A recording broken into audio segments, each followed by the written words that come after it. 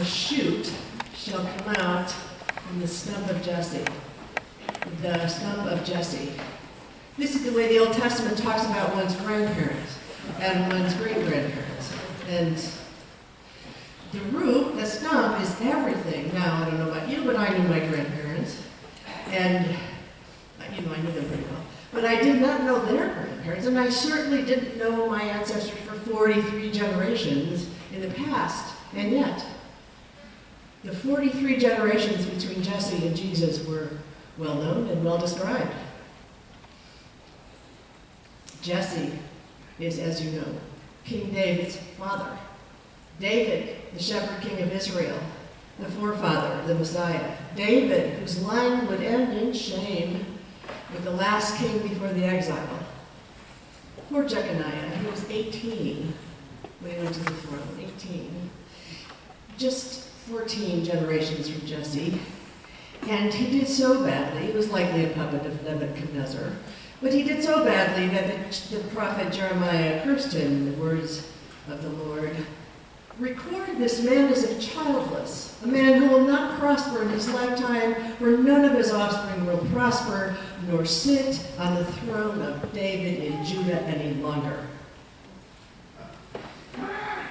Luckily, Yahweh reversed the curse by the time Jeconiah's grandson arrived, and the prophecy that the Messiah would come from the stump of Jesse held true. This business about the stump is complex. The stump is sacred and desecrated, is it not? The stump is vital and it is corrupt. The green shoot will come from the desecrated stump. Watch for it. Wait for it. It doesn't look the way you thought it would look.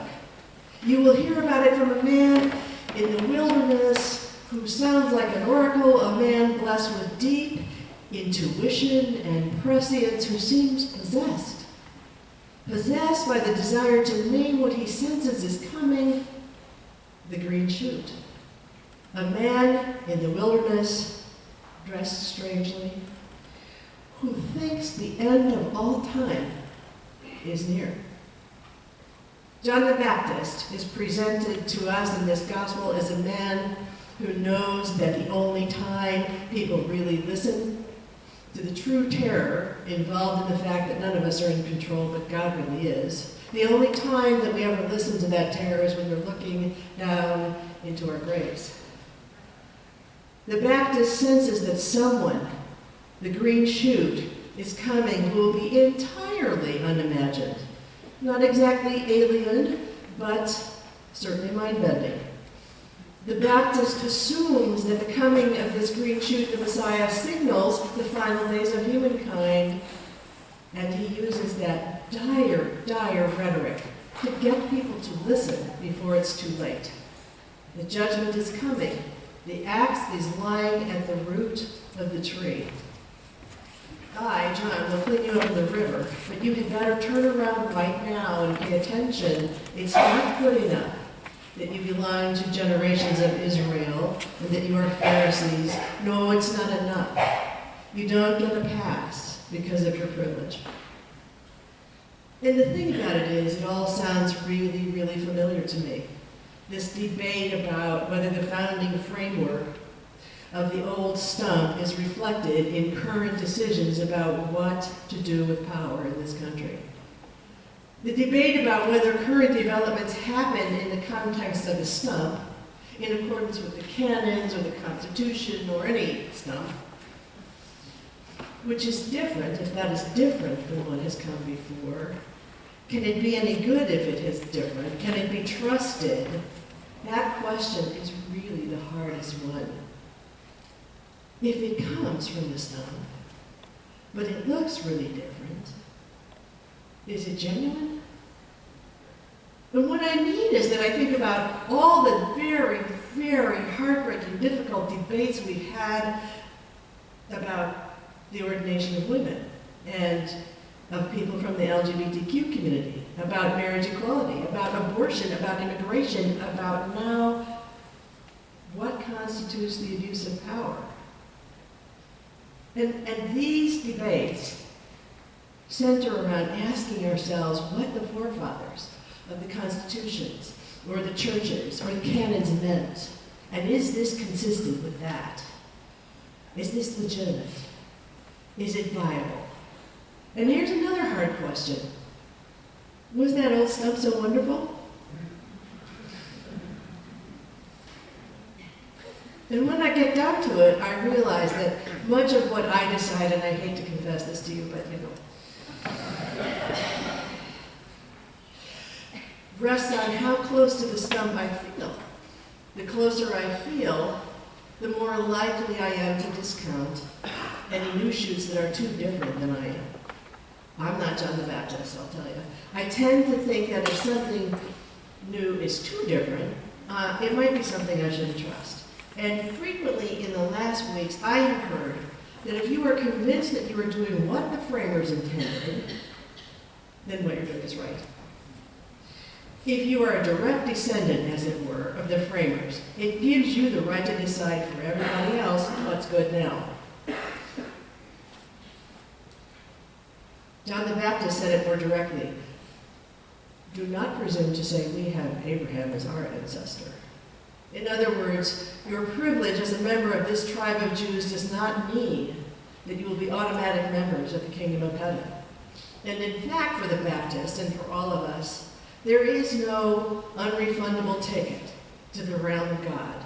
There's no preordained platinum tier status that will guarantee inclusion there, because we are not going to the kingdom of heaven. We are not going anywhere. The kingdom of heaven is coming. It is coming, it has come, and will keep coming to us.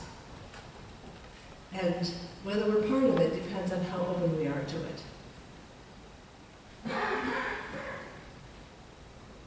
And as we all know, when that happens, when something new and radically different, like lions lying down with lambs and leopards with kids, like gay priests, or black presidents, or health care for everybody, when that happens, there are a lot of people who want to reject the new shoot as something not legit. But let's be honest with ourselves. We all have trouble with newness, once in a while. Especially if we stand to lose our privilege in that newness. Isaiah says that despite the problem with Jesse's line of kings, 43 generations later, a man will appear who will be so radically new that he will bring peace to the whole creation. And Isaiah makes that as a way of helping us imagine what will happen if we open ourselves to the kingdom. John the Baptist sees and feels Jesus to be from God and of God, but even John can't imagine what is really coming. The invitation here is to imagine what is really coming.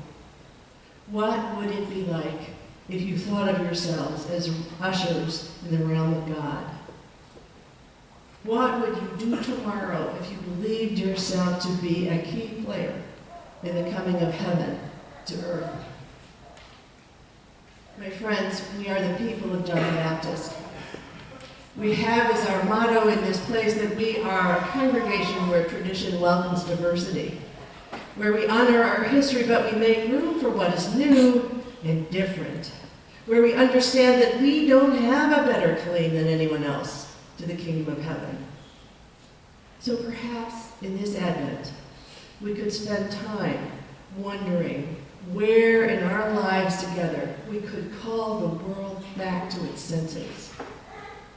We are John's and Isaiah's green shoots. We are the sign that God is here and is coming and will come continually for everyone. Maybe we could think together about who's left out, about who doesn't feel loved, about who needs welcoming. Because we know what John could not know, that there is hope and forgiveness for everyone. The axe may be lying at the root, but we are here together in love and in justice, and that will stand in the face of the unquenchable fire.